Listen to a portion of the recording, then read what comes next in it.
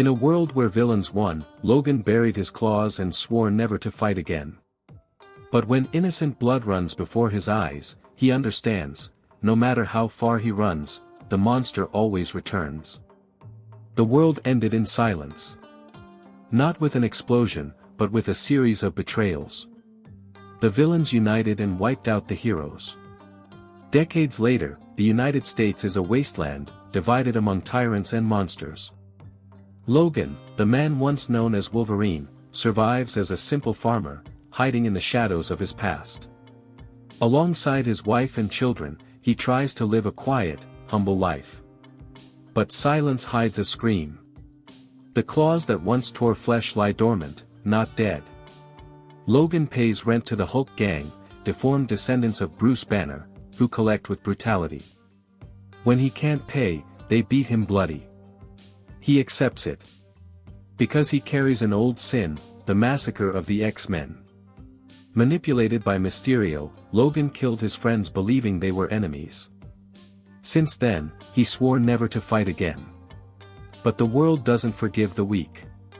And when pain comes knocking once more, the claws, once sworn to forget, may remember how to cut. With debts piling up and humiliation eating away at his dignity, Logan receives an unexpected offer. Clint Barton, now blind, needs to cross the country to deliver a vital package. Logan agrees. Not out of heroism, but desperation. The road is filled with ghosts. They cross devastated lands, nameless cities, broken people, ruins of a forgotten civilization. Hero monuments have become trophies for villains. Captain America's shield lies in junkyards. Logan avoids every memory. But something stirs within.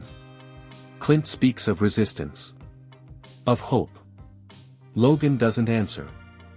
His silence is heavier than the car he drives. But with every mile, he draws closer to something he pretended to bury, the man once called Wolverine. Because the past can be ignored, but never erased. And soon, silence will no longer be an option. Hammer Falls was once a place of faith, or of despair. Thor's hammer lies there, embedded in the ground, immovable, a symbol of a dead age. People kneel before it as if salvation still exists. Logan and Clint arrive seeking Barton's daughter, now a young woman calling herself Spider-Woman. But it's a trap. She sells her father for power. Logan watches in silence, clinging to his vow of peace. But when a gun touches Clint's head, the cord snaps. Logan strikes. He kills. Escapes. Still without using his claws, but with the savagery of someone who never forgot how to spill blood. During the escape, Clint reveals the package is Super Soldier Serum, a chance to create new heroes. Logan doesn't believe in hope. But something trembles inside. Like a forgotten muscle coming back to life. Like a scar pulsing again. Like a roar about to awaken. They're intercepted before completing the delivery. Clint dies, riddled with bullets that pierce not just his body, but the last strands of humanity keeping Logan quiet. He's brought before the ruler of the region, Red Skull. Wearing Captain America's uniform as a final insult, the villain has built a palace from stolen relics, Thor's hammer, Cap's shield, Iron Man's mask. Each piece is a tomb. Logan is thrown at his feet like a living trophy. Red Skull mocks him, calling him a broken relic. And then, for the first time in decades, something happens. Logan's claws tear through flesh, making room for who he truly is. He kills everyone around. Faces Red Skull. And crushes him. Then he wears Steve Rogers' uniform.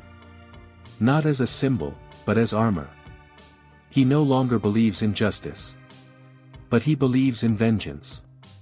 And he still has one final score to settle. The farm is destroyed. The house, in flames. Logan's wife and children lie dead on the ground. The Hulk gang didn't want money. They wanted to remind him no one escapes unpunished. Logan sees their bodies, and something inside him dies again, but this time, something is born as well. He walks into the Hulk's lair. faces them all. Breaks bones, rips guts, destroys without mercy. Then comes Bruce Banner. The original Hulk. A monster corrupted by madness and incest. Bruce laughs. Says he's immortal. And swallows Logan whole.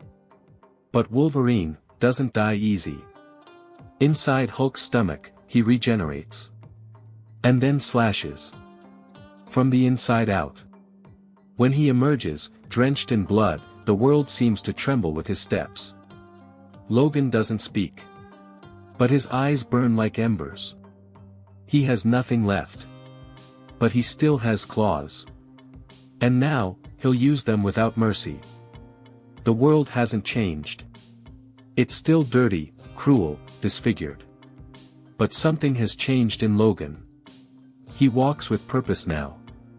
He buries his wife and children with bare hands, then gathers the vials of super soldier serum. He leaves alone. Not seeking vengeance, that's been fulfilled. Now he seeks redemption. A chance to stop the world from dying completely. He searches for young people. Mutants. Innocents. Anyone who still breathes without hate. Logan is no longer a hero. But he's not just a monster either. He's what stands between the end and a new beginning. And if the world wants to be reborn, it'll need someone who can endure the pain. Someone who can kill when necessary. Someone like him. And as dust rises behind his footsteps, the legend lives again. Not as hope, but as a warning, someone is still fighting in the shadows. And he has claws. And that's another page in the Heroic Chronicles. If you enjoyed this story, leave a like and subscribe for more untold tales from the world of comics. There's always another hero, another villain, and another turning point waiting in the shadows. See you in the next chapter.